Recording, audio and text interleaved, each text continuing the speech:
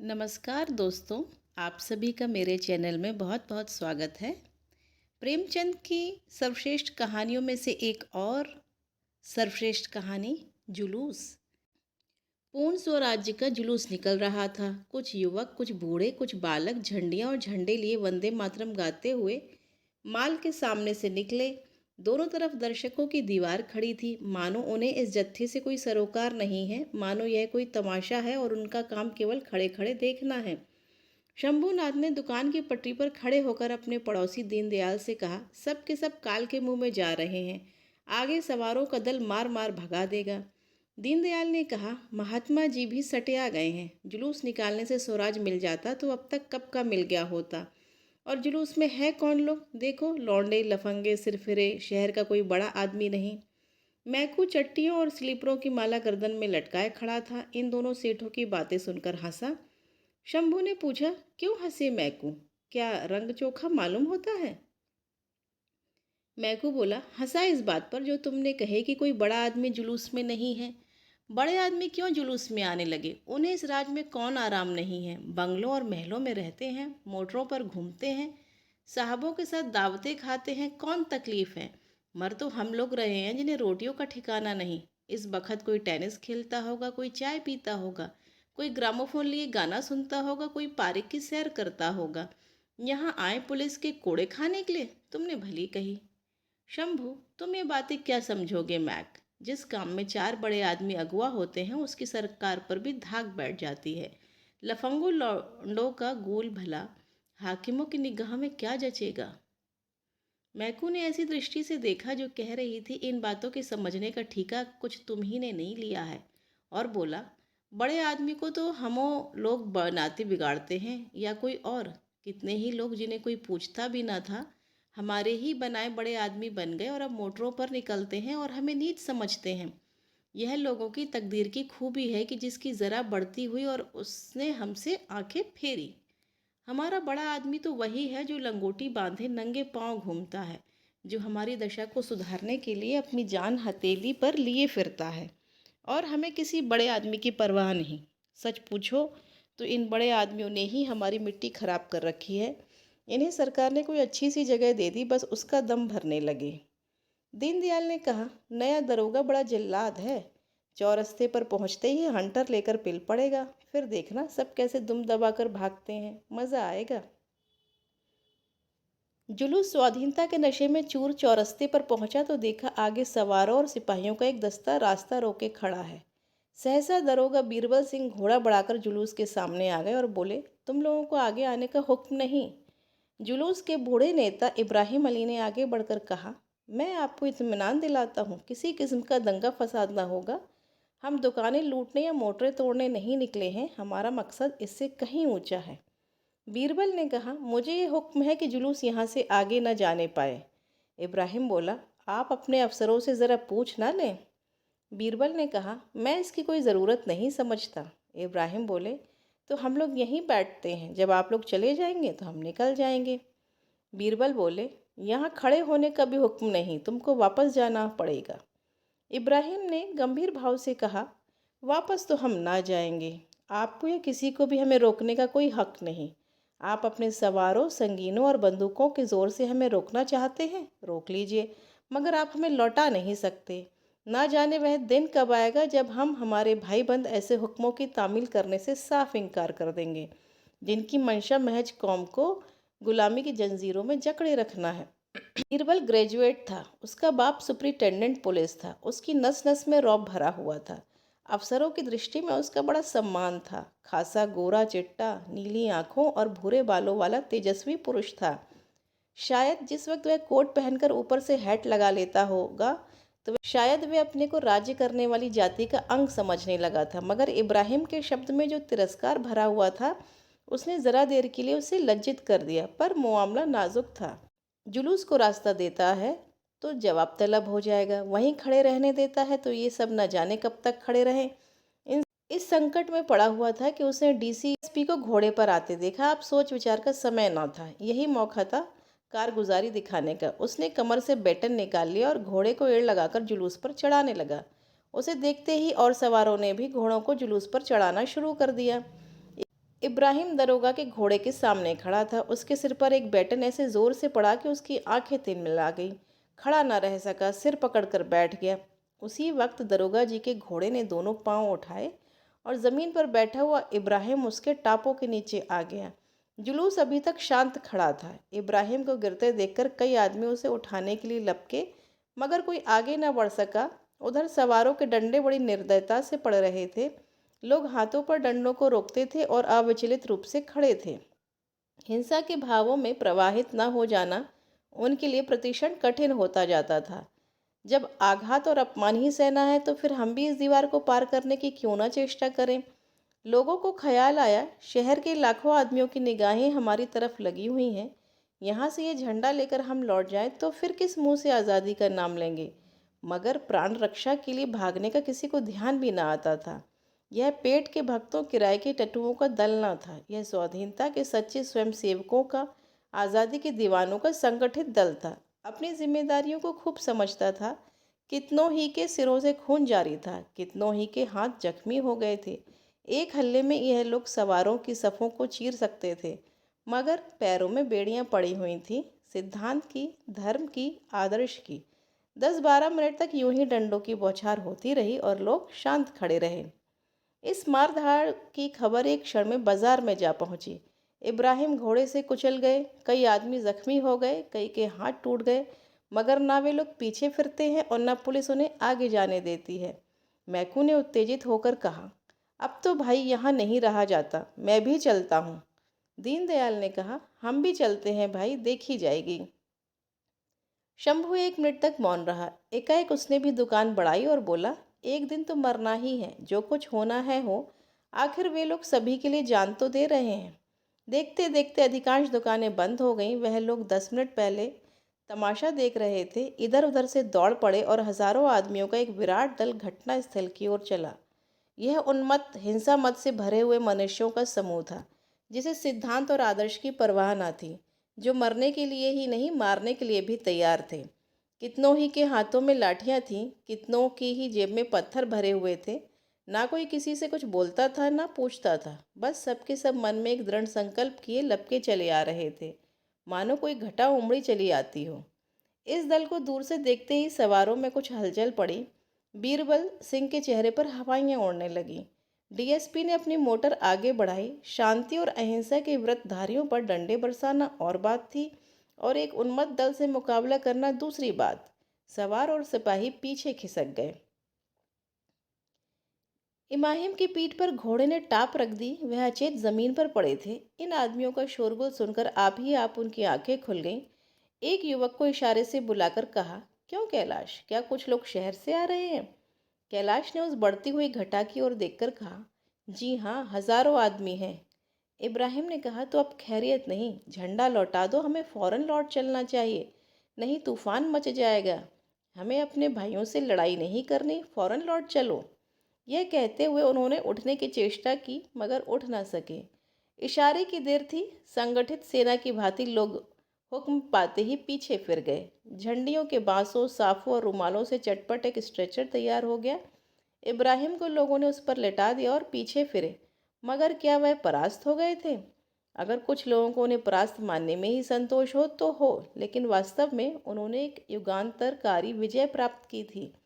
वे जानते थे, हमारा संघर्ष अपने ही भाइयों से है, जिनके हित परिस्थितियों के कारण हमारे हितों से भिन्न हैं। हमें उनसे बैर नहीं करना है। फिर वह यह भी नहीं चाहते थे कि शहर में लूट और दंगे का बाजार गर्म हो जाए और हमारे धर्म युद्ध का अंत लूटी हुई दुकानें और टूटे हुए सिर हों।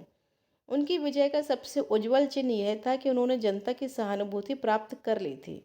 वही लोग जो पहले उन पर हंसते थे, उनका धैर्य और साहस देकर उनको सहायता के लिए निकल पड़े। मनोवृत्ति का यह परिवर्तन ही हमारी असली विजय है। हमें किसी से लड़ाई करने की ज़रूरत नहीं। हमारा उद्देश्य केवल जनता की सहानुभूति प्राप्त करना है, उसकी मनोवृत्तियों को बदल देना है। जिस दिन हम लक्ष्य पर पहुंच जाएंगे, उसी दिन स्वराज्य सूर्य उदय होगा। 3 दिन गुजर गए थे। बीरबल सिंह अपने कमरे में बैठे चाय पी रहे थे। उनकी पत्नी मिट्ठन बाई शिशु को गोद में लिए सामने खड़ी थी। बीरबल सिंह ने कहा, मैं क्या करता उस वक्त, पीछे डीएसपी खड़ा था, अगर उन्हें रास्ता देता तो अपनी जान मुसीबत में फंसती। मिठुन भाई ने सिर हिलाकर कहा, तुम कम से कम इतना तो कर ही सकते थे कि उन पर डंडे न चलाने देते।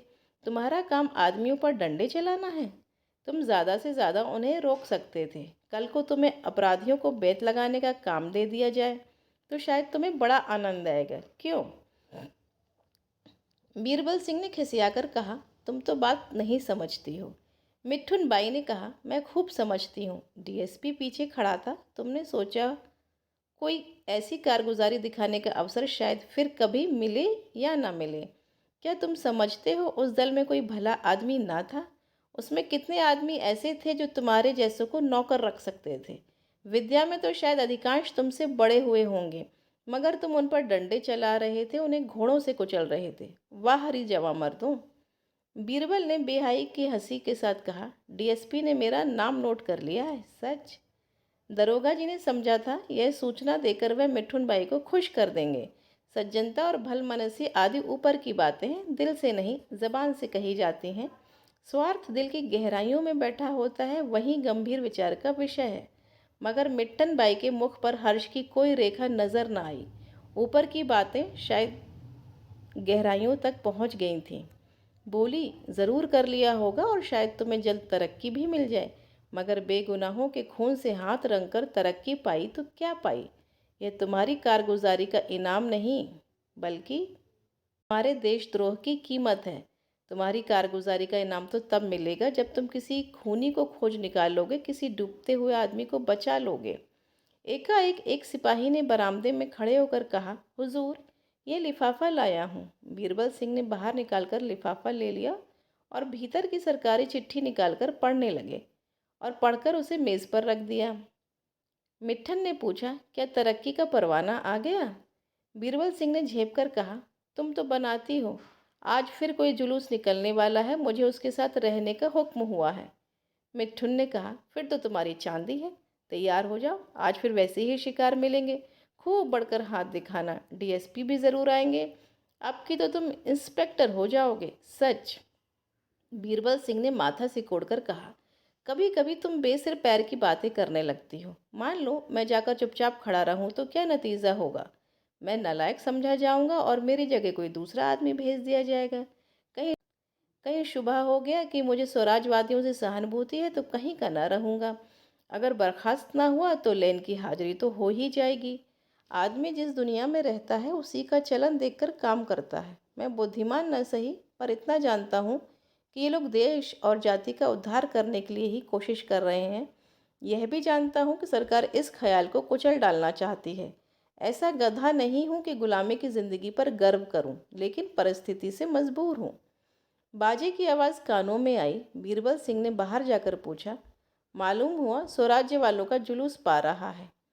चटपट वर्दी पहनी, साफा बांधा और जेब में पिस्तौल रखकर बाहर आए। एक क्षण में घोड़ा तैयार हो गया। कांस्टेबल पहले से ही तैयार बैठे थे। सब लोग डबल मार्च करते हुए जुलूस की तरफ चले। लोग डबल मार्च करते हुए कोई 15 मिनट में जुलूस के सामने पहुंच गए। इन लोगों को देखते ही अगणित कंठों से वंदे मातरम की एक ध्वनि निकली, मानो मेघमंडल में गर्जन का शब्द हुआ हो। फिर सन्नाटा छा गया। उस जुलूस में और इस जुलूस में कितना अंतर था। वह स्वराज के उत्सव का जुलूस था, यह एक शहीद के मातम का। 3 दिन के भीषण ज्वर और वेदना के बाद आज उस जीवन का अंत हो गया जिसने कभी पद की लालसा नहीं की, कभी अधिकार के सामने सिर नहीं झुकाया।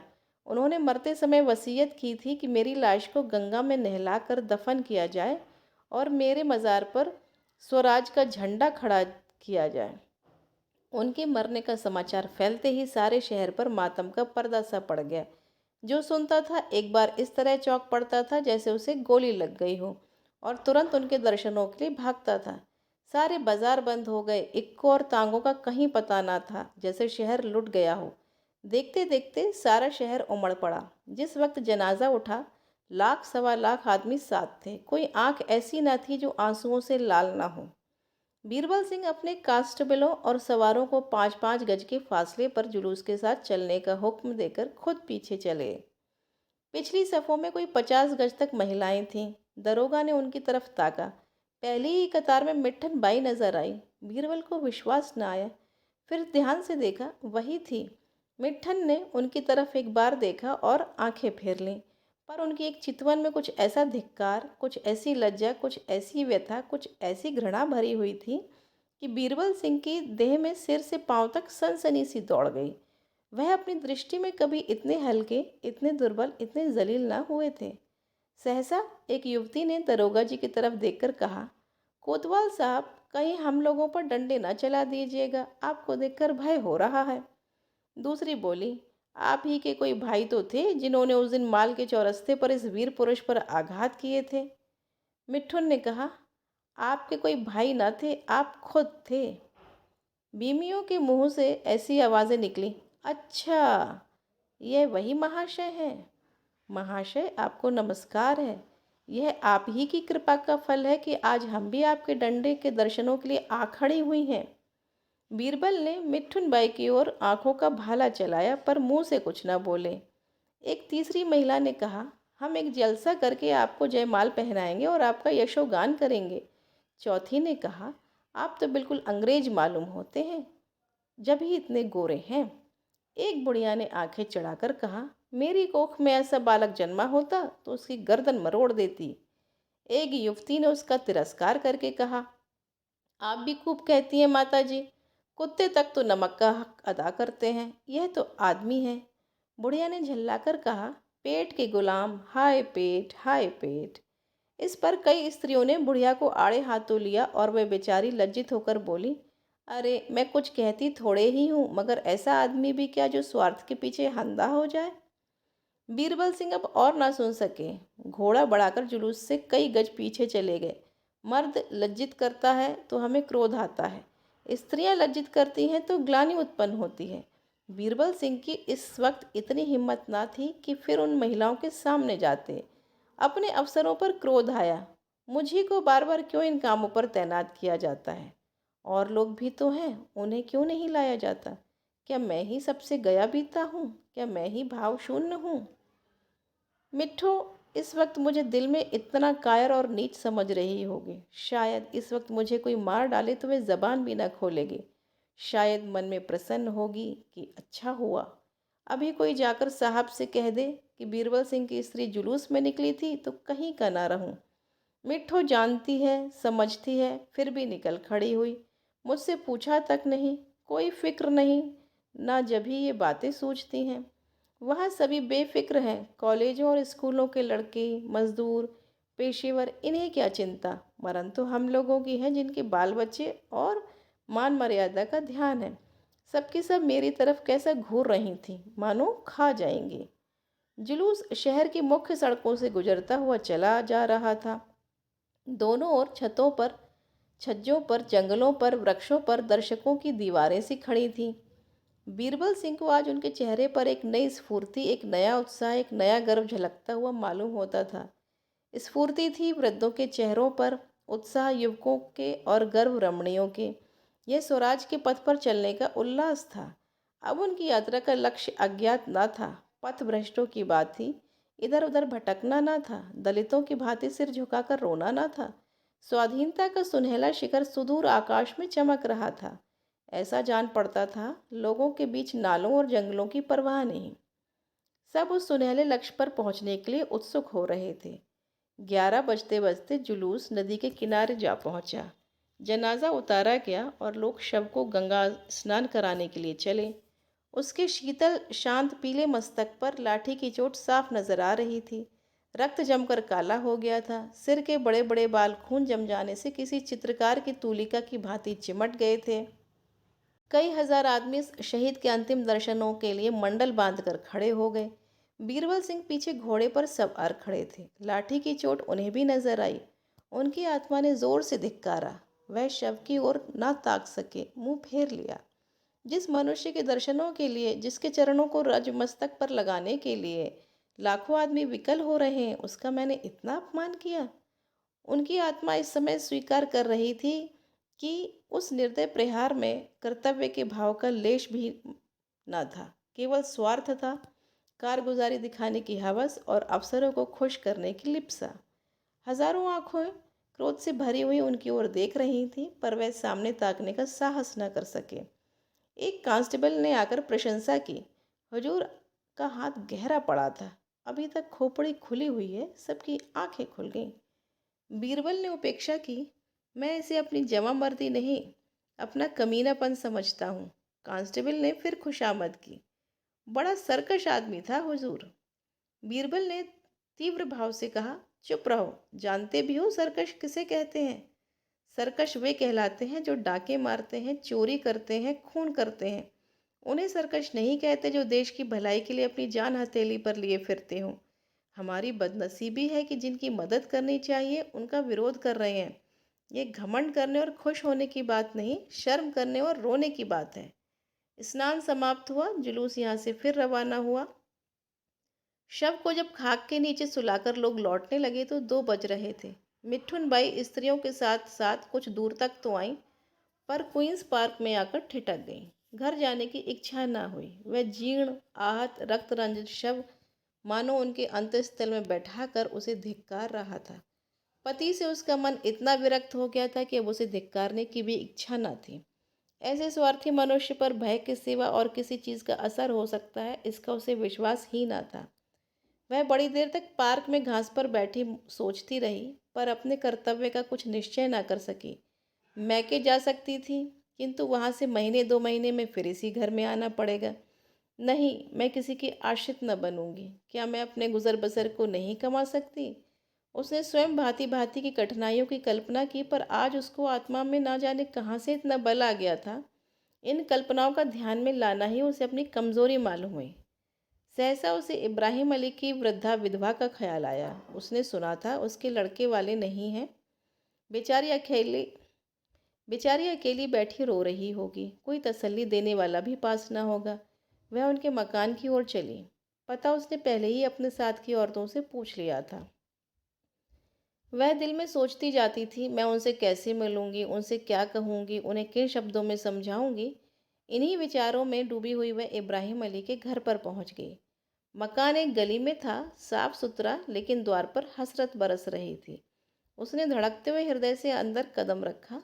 सामने बरामदे में एक खाट पर वह वृद्धा बैठी हुई थी, जिसके पति ने आज स्वाधीनता की वेदी पर अपना बलिदान दिया था। उसके सामने सादे कपड़े पहने एक युवक खड़ा था, आंखों में आंसू भरे वृद्धा से कुछ बातें कर रहा था। मिठन उस युवक को देखकर चौंक पड़े। वह बीरबल सिंह थे। उसने क्रोध में आश्चर्य से पूछा, तुम यहाँ कैसे आए? बीरबल सिंह ने कहा, जैसे तुम आई हो, अपना अपराध क्षमा कराने आया हूँ। मिठुन के गोरे मुखड़े पर आज गर्व, उल्लास और प्रेम की जो उज्जवल विभूति नजर आई, वह अकथनीय थी। ऐसा जान पड़ा मानो उसके जन्म जन्मांतर के क्लेश मिट गए, वह चिंता और माया के बंधनों से मुक्त हो गई है।